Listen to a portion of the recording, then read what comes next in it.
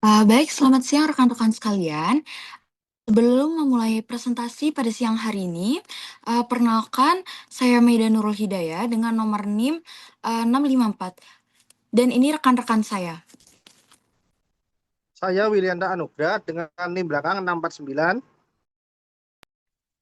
Saya Syala Zuhari dengan NIM belakang 300.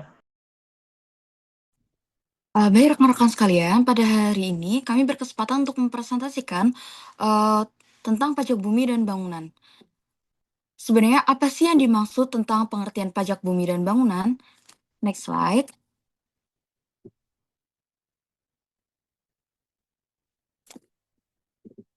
Nah, pajak bumi dan bangunan atau sering disingkat sebagai PBB merupakan pajak yang dikenakan atas kepemilikan, penguasaan, dan atau pemanfaatan bumi dan bangunan oleh orang pribadi maupun badan.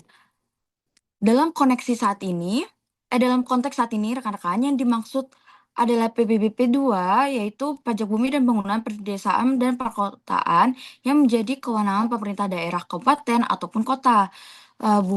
Bumi dalam hal ini mencakup tanah dan perairan yang berada di wilayah Indonesia, sedangkan bangunan adalah konstruksi yang melekat secara permanen pada tanah seperti rumah, gedung, perkantoran, ruko, pabrik, dan bangunan lainnya. Pajak ini juga dikenakan karena tanah dan bangunan memiliki nilai ekonomis serta memberikan manfaat bagi pemilik atau penggunanya. Dasar hukumnya sendiri, next slide.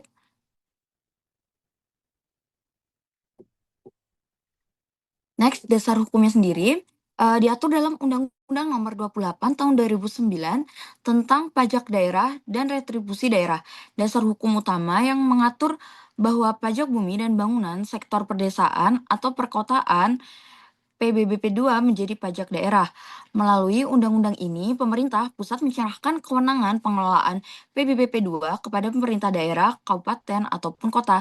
Artinya, pemerintah daerah memiliki hak dan tanggung jawab untuk mendata objek pajak, menetapkan besarnya pajak, terus menerbitkan surat pemberitahuan pajak pajak terulang atau SPPT, serta melakukan penagihan dan pemungutan pajak. Tujuannya sendiri untuk mengalihkan kewenangan ini apabila untuk meningkatkan kemandirian daerah dalam mengelola keuangan serta memperbesar pendapatan asli daerah atau PAD, sehingga daerah dapat lebih optimal dan biaya pembangunan pelayanan kepada masyarakat. Terus yang kedua diatur dalam Undang-Undang Nomor 1 Tahun 2022 tentang hubungan keuangan antara pemerintah pusat dan pemerintah daerah atau HKPD, merupakan penyempurnaan dari sistem perpajakan daerah yang sudah ada. Nah, undang-undang ini juga bertujuan untuk menciptakan sistem keuangan yang lebih efektif, transparan, dan berkeadilan antara pemerintah pusat dan daerah. Dalam kaitannya sendiri, PBB undang-undang ini memperkuat pengelolaan pajak daerah dengan mendorong peningkatan kualitas data pajak, penyesuaian nilai objek pajak agar lebih sesuai dengan kondisi pasar, serta peningkatan peningkatan pelayanan kepada wajib pajak. Selain itu, undang-undang ini juga menekankan pentingnya akuntabilitas dan transparansi dalam pemungutan pajak agar tidak memberatkan masyarakat namun tetap dalam meningkatkan penerimaan daerah. Next.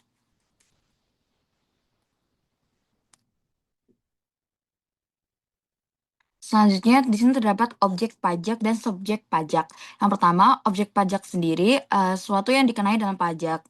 Nah, objeknya sendiri ada berupa bumi, tanah, dan bangunan. Bumi itu juga meliputi tanah kosong, sawah, kebun, dan lahan usaha. Sedangkan bangunan itu meliputi ada rumah, toko, kantor, pabrik, gedung, dan bangunan lainnya. Misalnya, objek tersebut dikenakan pajak karena memiliki nilai ekonomis dan memberikan manfaat dan berpotensi menghasilkan keuntungan. Namun, tidak semua objek itu dikenai pajak, teman-teman. Beberapa yang dikecualikan antara lain seperti tempat ibadah, kuburan, hutan lindung, serta fasilitas umum dan sosial yang tidak bertujuan untuk komersial. Nah, selanjutnya ada subjek pajak. Subjek pajak bumi dan bangunan adalah orang pribadi atau badan yang memiliki, menguasai, atau memanfaatkan bumi dan atau bangunan. Artinya subjek pajak itu tidak hanya batas pada pemilik secara hukum, tapi juga pihak yang secara nyata menguasai atau memperoleh manfaat dari objek tersebut. Contohnya ada individu yang memiliki rumah, perusahaan yang memiliki gedung, atau pihak yang menggunakan lahan untuk kegiatan usaha. Next. Nah, yang terakhir ada dasar pengenaan pajak bumi dan bangunan atau NJOP atau nilai jual objek pajak, yaitu perkiraan harga tanah atau bangunan jika dijual secara wajar di pasaran. Jika ada transaksi jual beli, NJOP biasanya ditentukan dengan membandingkan dengan objek lain dan sejenis di sekitar. NJOP juga berfungsi untuk menentukan nilai suatu objek pajak menjadi dasar dalam menghitung besarnya PBB, serta mencerminkan nilai ekonomis tanah dan bangunan tersebut. Besarnya NJOP itu juga dipengaruhi oleh berbagai faktor seperti lokasi, luas tanah dan bangunan, kondisi bangunan, penggunaan akses jalan, fasilitas umum di sekitar, serta harga pasar di daerah tersebut. Misalnya rumah di pusat kota biasanya memiliki NJOP lebih tinggi dibandingkan rumah dengan ukuran sama di pinggiran karena lokasinya lebih strategis.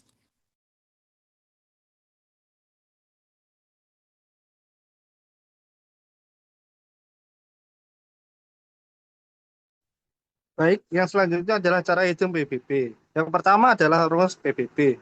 Rumus PBB adalah PBB sama dengan tarif dikali NJOP dikurangi NJOP-TKP. NJOP artinya adalah nilai jual objek pajak. Itu berupa nilai tanah atau nilai bangunan. Selanjutnya NJOP-TKP adalah nilai yang tidak kena pajak. Dan tarifnya adalah 0,5%. Contohnya adalah di sini misal NJOP-nya ada 200 juta, kemudian NJOP TKP-nya 10 juta, kemudian tarifnya 0,5%. Maka dasar pajaknya adalah 200 juta dikurangi 10 juta sama dengan 190 juta. Kemudian dikenai PBB 0,5%. Dikali total yang tadi 190 juta. Maka PBB-nya adalah 950 juta. Next slide.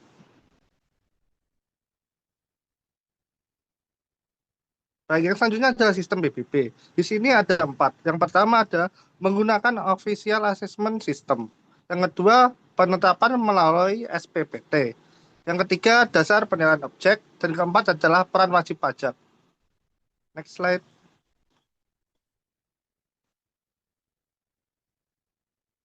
Nah, untuk studi kasus kita ambil yang baru terjadi kemarin, yang terjadi di Pati. Kemarin di Pati terjadi kenaikan NJOP yang menyebabkan PBB naik hingga 250%, sehingga menimbulkan keberatan dari masyarakat. Permasalahan ini muncul karena penetapan NJOP dinilai kurang transparan dan tidak sesuai dengan keadilan. Namun wajib pajak memiliki hak untuk mengajukan keberatan. Sebagai penyelesaian, pemerintah melakukan evaluasi NJOP dan meningkatkan sosialisasi kepada masyarakat. Kasus ini menunjukkan bahwa PBB harus diterapkan secara adil dan transparan.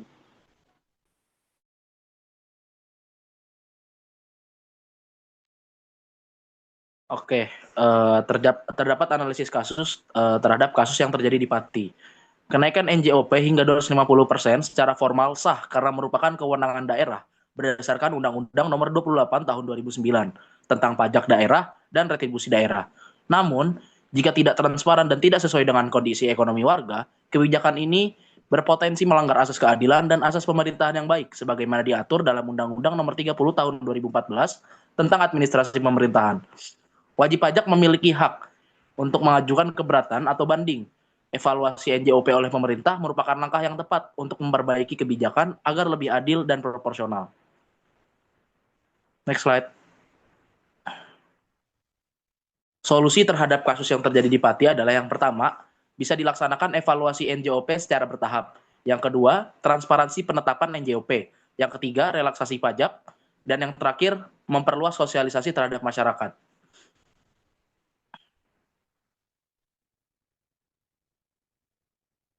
Kesimpulan, pembangunan Indonesia telah melalui beberapa tahap, dimulai dari ekonomi kerakyatan di Orde Lama, stabilitas ekonomi di Orde Baru, hingga desentralisasi dan demokrasi di era reformasi.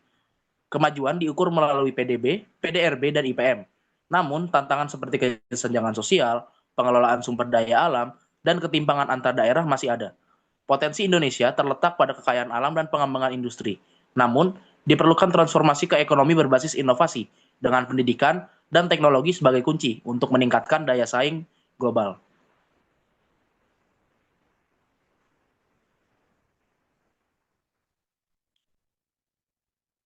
Baik, sekian yang dapat kelompok kami sampaikan.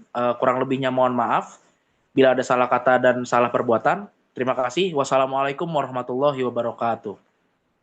Waalaikumsalam warahmatullahi wabarakatuh. Waalaikumsalam warahmatullahi wabarakatuh.